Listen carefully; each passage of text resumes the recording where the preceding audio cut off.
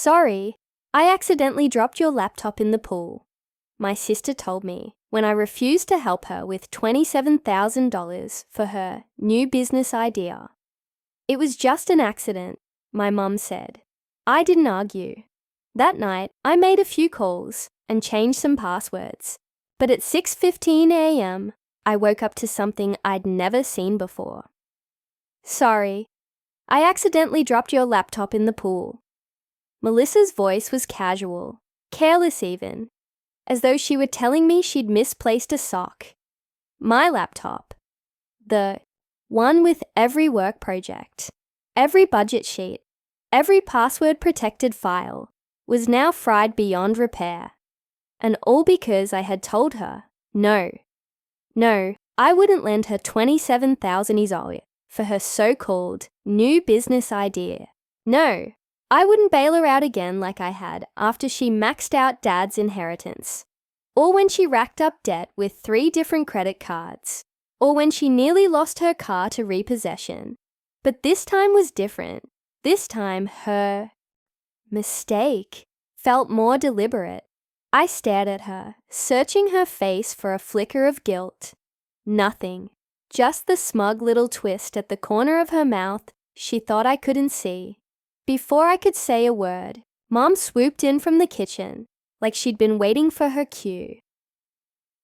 It was just an accident, she said firmly, slipping a protective hand over Melissa's shoulder. Don't overreact, Daniel. She didn't mean it. Didn't mean it? Who walks around with someone else's laptop at the edge of a swimming pool? Who drops it in right after being denied money? But I swallowed the words rising in my throat. I'd learned long ago that arguing in this house was useless. Mom would always shield Melissa, no matter how reckless or manipulative she was. To them, Melissa was the delicate one, the one who needed protecting. Me? I was the one expected to carry myself, to fix my own problems, and occasionally to fix hers too. So I didn't argue. I just nodded, quiet, but inside, something broke. That night, I sat in the dim glow of my desk lamp, staring at the charred husk of my laptop, the smell of chlorine still clinging to its shell, and I made a decision. I picked up my phone and started making calls. First, to my bank, requesting account freezes and new passwords. Then to my job's IT department, flagging unusual logins I hadn't noticed before. Then finally to the lawyer I'd quietly been consulting for months, the one who told me in no uncertain terms, protect yourself, Daniel.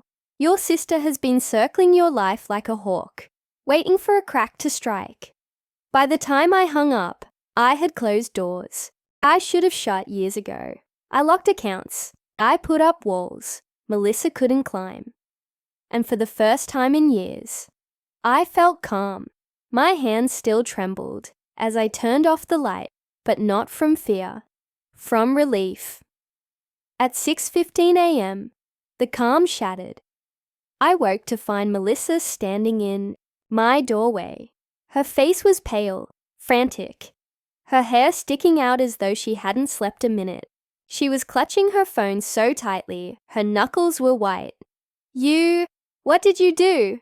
She hissed. I sat up, heart pounding. What are you talking about? Her voice cracked, rising with panic. The money, it's gone. All of it. I can't access anything. For a split second, confusion blurred my thoughts. Then the truth hit me like ice. She hadn't just been after my $27,000. She'd already found her way into my accounts. My stomach dropped. The late-night accident with the laptop. Mom's quick dismissal. It all snapped into place. Melissa had been inside my digital life for longer than I knew. And now, thanks to the calls I'd made, she was locked out.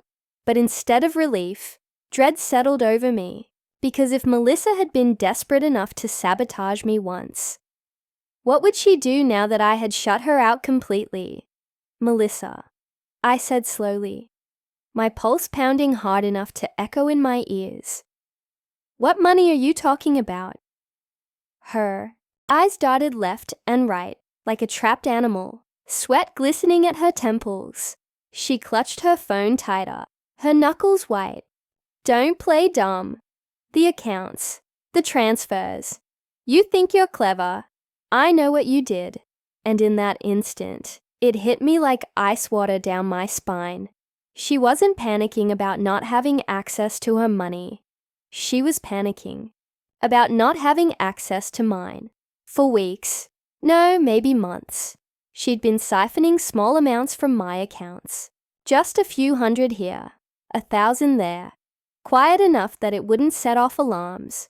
Quiet enough that I wouldn't notice, unless I studied every statement line by line.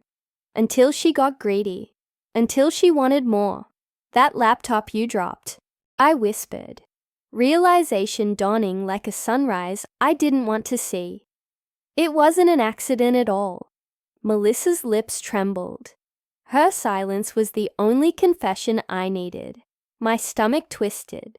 My sister, my own blood, wasn't just careless, spoiled, or entitled. She was a thief. Her defenses cracked all at once. I didn't mean to, she blurted, her voice breaking into jagged sobs.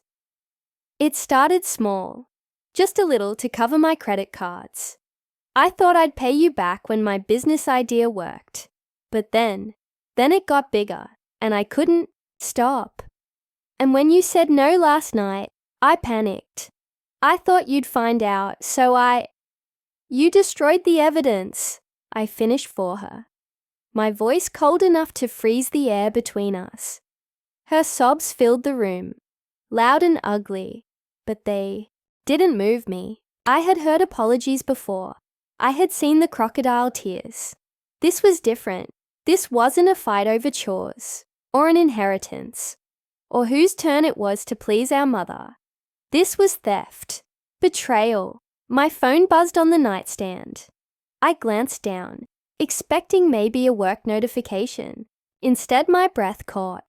It was a message from the lawyer I'd called the night before, the one I'd asked to quietly run a financial sweep. Account flagged. Suspicious transfers traced. Legal case possible. Proof. At 6:15 a.m., I wasn't just facing betrayal. I was staring at undeniable evidence. Melissa's head snapped up when she saw my expression shift. You called someone. Her voice cracked, trembling between rage and fear. I stood, suddenly feeling taller than her shadow that had loomed over me my whole life. You thought you could take everything from me. But this time, Melissa, you picked the wrong victim. Her, face drained of color. She looked like a little girl caught stealing candy, but the stakes were so much higher. Mom won't let you do this. She'll protect me. She always does. I almost laughed, not with humor, but with the bitter irony of years wasted trying to earn fairness from a family that never gave it. Mom can't stop the bank, or the police, or the lawyer, I said, cutting her off sharply. Melissa took a shaky step forward, eyes wide with desperation.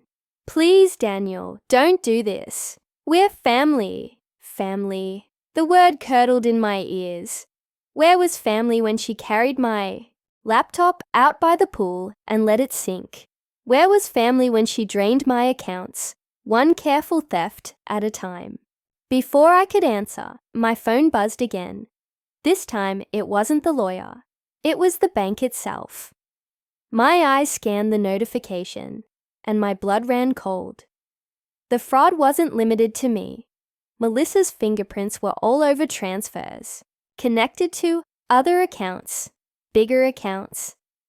Ones belonging to clients at my company. She hadn't just stolen from me.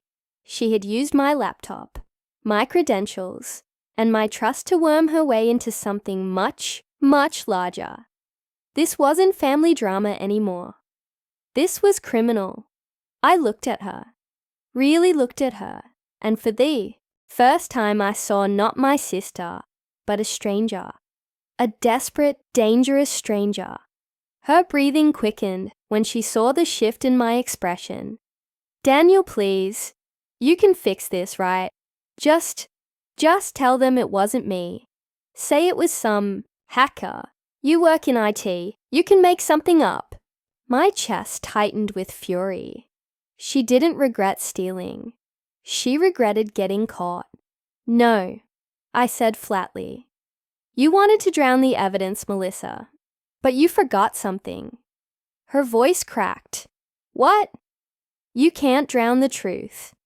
And you sure as hell can't drown me. The sirens came faint at first, then louder, growing closer with every passing second.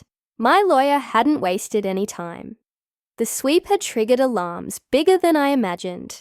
Melissa's phone buzzed in her trembling hands. She glanced down. At it, her face draining even paler. Oh my God, she whispered. They know. The bank froze everything. They called the police. Her voice broke into a scream that echoed down the hall, waking Mom. I heard the frantic footsteps, her voice calling Melissa's name. But I didn't move. I just stood there, steady, watching years of manipulation crumble in front of me. Mom appeared in the doorway, hair a mess, eyes wild. What's going on? She demanded. Melissa ran to her like a child, sobbing into her chest. He's ruining me, Mom. He called the cops. Mom glared at me, her face twisted with the same favoritism I'd known since childhood. Daniel, how could you do this to your sister? She made a mistake. I held her gaze without flinching. No, Mom, she made choices. And now she's going to face the consequences. The red and blue lights splashed against the curtains. As the patrol car pulled into the driveway, my mother screamed Melissa's name like she could shield her from reality. But reality doesn't bend for favoritism. Melissa thought drowning my laptop would erase her trail, but she didn't realize the truth had already been secured, backed up, locked tight, and for the first time in my life, as I watched the officers step out of their car, I felt something I never thought I'd feel in this house. Freedom. Because Melissa wasn't just about to face the police. She was about to face herself.